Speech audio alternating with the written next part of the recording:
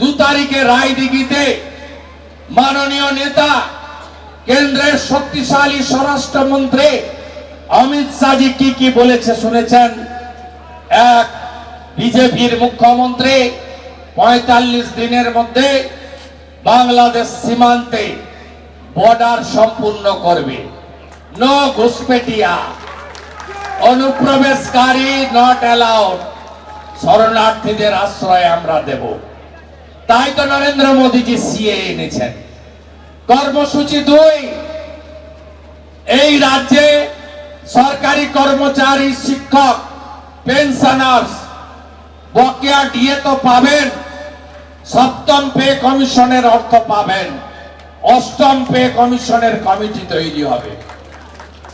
ঘোষণা 3, রাজ্য সরকারের যত ভ্যাকেন্সি আছে, শিক্ষক, শিক্ষাকর্মী, অধ্যাপক, principal, nurse, doctor, constable, group D, group C, group B, রাজ্য সরকারের যত ভ্যাকেন্সি আছে, কোঅপারেটিভ, মিউনিসিপ্যালিটি, পঞ্চায়েত, আমাদের সরকার ডিসেম্বর মাসের মধ্যে ঘুষ ছাড়া মেধার ভিত্তিতে নিয়োগ দেবে ভারতীয় জনতা পার্টি অমিত শাহজি ঘোষণা করেছেন।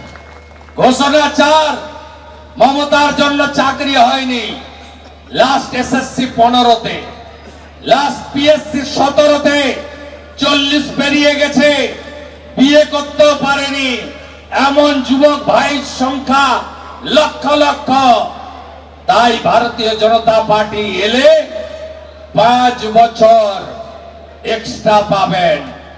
Schedule caste, schedule tribe, OBC, physically challenge এবং জেনারেল ক্যাটাগরি 5 বছর আরো চাকরিতে বসার সুযোগ পাবেন।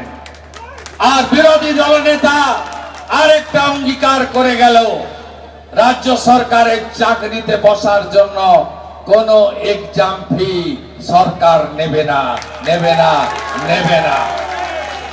ভারতীয় জনতা পার্টিকে আনুন, সুশাসন, সুরক্ষা যোগীজির মতো আমরা দেব। ভারতীয় জনতা পার্টিকে আনুন, টাটাকে ফেরাবো।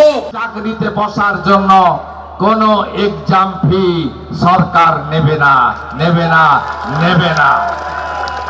ভারতীয় জনতা পার্টিকে আনুন, সুশাসন, সুরক্ষা যোগীজির মতো আমরা দেব। ভারতীয় জনতা পার্টিকে আনুন, টাটাকে ফেরাবো। গত 1 বছরে 6888টা শিল্প তাড়িয়েছে মমতা ব্যানার্জি। আমরা গুজরাটের মতো শিল্পায়ন, কর্মসংস্থান আমরা দেব। এবিপি আনন্দ, এগিয়ে থাকে, এগিয়ে রাখে।